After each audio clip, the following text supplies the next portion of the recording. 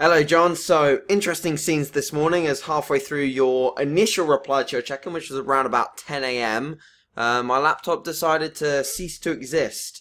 So, yeah, it completely crashed on me, can't be fixed. So, I am on a new laptop now, which is quite crazy. I managed to spend a lot of money in one day. But all is well, all is good. I probably need a new laptop anyway, as it's basically my life. So, yeah, dude, hope you're all good, and thank you for your check-in. Hope you're having a good day. So, this week has been pretty insightful, obviously going to the doctors, getting a full blood test back, which is kind of like given us some pros and cons.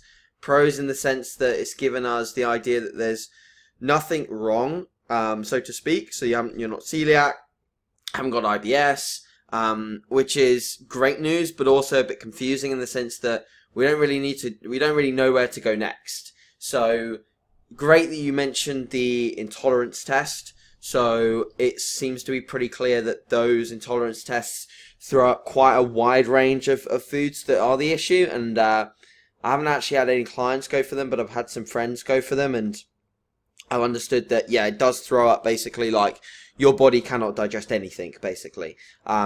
So maybe not the best thing to be doing moving forwards is going for that. It's more so maybe a case of exactly what we said at the start. You know, funnily enough, the first thing that I sort of said to you when this was becoming an issue was, you know, tracking your food in MyFitnessPal, looking at to what caused it. And so, for example, you picked it out yourself.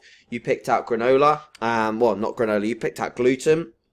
Gluten in itself just was keep on causing issues. So every time you had gluten on, issue. So from all intents and purposes, I think it's a case of just removing gluten, dudes.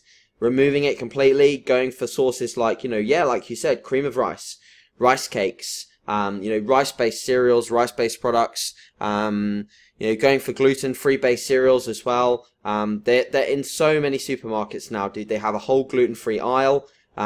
Just go down that aisle, grab some new bits, and obviously, I know that you liked things like crumpets and stuff like that in the past.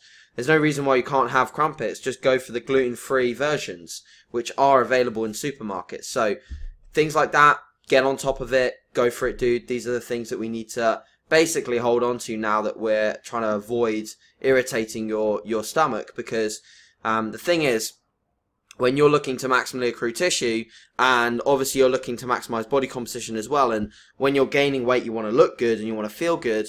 Like losing a ton of fluid one day, losing a ton of weight one day, and then sort of trying to shift it on and gain it back when you have poor digestion days, good digestion days, is not a good environment to be in, dude. And you know this. You know this full well. You know that it's not a good place to be, and you know that you're gonna do all the necessary things to try and work around and improve it.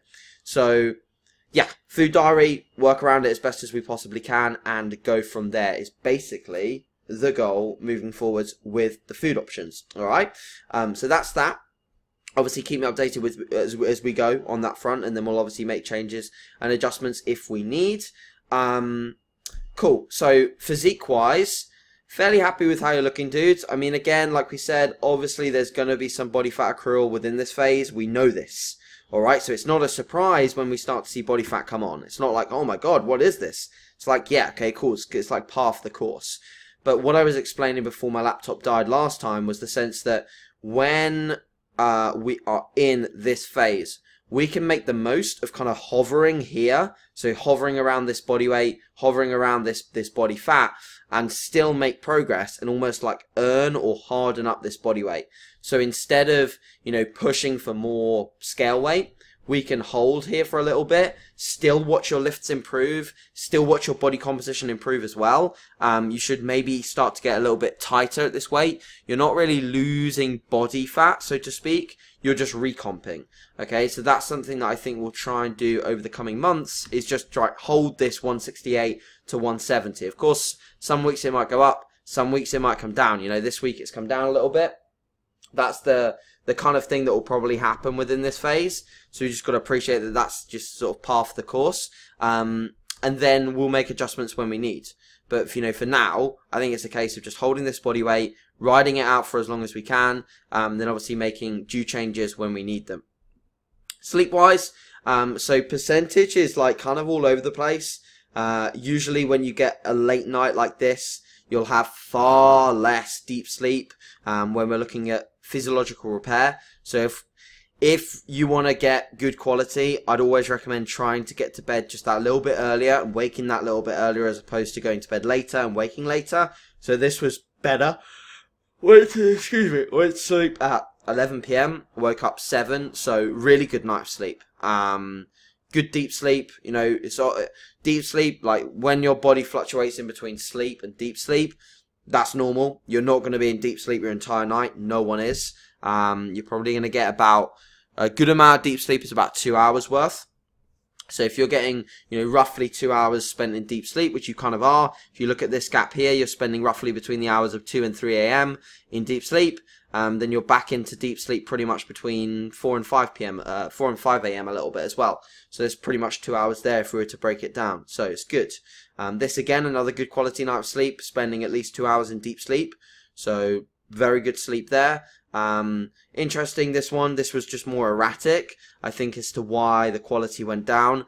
For me, like, I don't tend to look at the charts too much. The sleep quality tends to sort of dictate your breathing and movement. So, yeah, I mean, just try and figure out and reverse engineer again, you know, like you'd reverse engineer when you had a good session. Try and reverse engineer as to when you're having good sleep and just roll with that process and that setup as many times in a week as you possibly can. Okay? So that's that within sleep. So training wise, you didn't train around Friday and Saturday because it was your birthday and you went out and you felt kind of quite crap. But you did train Sunday and then Monday and Wednesday. And all of these sessions seemed pretty good. You mentioned that you maybe should have taken it a little bit easier on the leg session.